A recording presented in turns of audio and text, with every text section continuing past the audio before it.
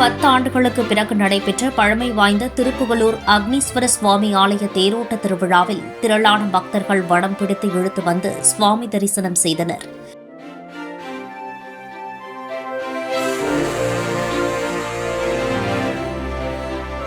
நாகப்பட்டினம் மாவட்டம் திருமருகலை அடுத்த திருப்புகலூரில் பழமை வாய்ந்த அருள்மிகு கருந்தார்குழலி உடனுறை அக்னீஸ்வர சுவாமி ஆலயம் அமைந்துள்ளது.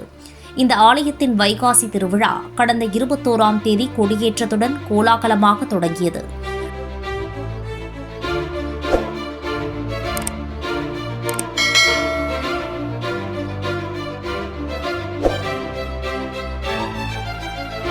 விழாவின் முக்கிய நிகழ்ச்சியான தேரோட்டம் 10 ஆண்டுகளுக்கு பிறகு இன்று நடைபெற்றது. முன்னதாக சிறப்பு அலங்காரத்தில் அக்னீஸ்வரர் தேரில் எழுந்தருளினார்.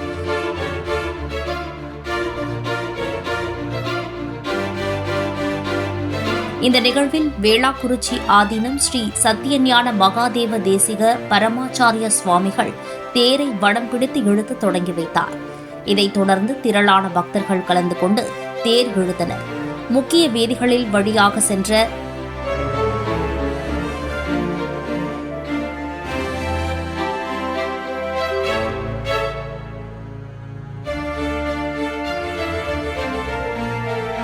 முக்கிய வீதிகள் வழியாக சென்ற தேரை பக்தர்கள் வீடுகளில் அர்ச்சனைகள் செய்து வழிபட்டனர்.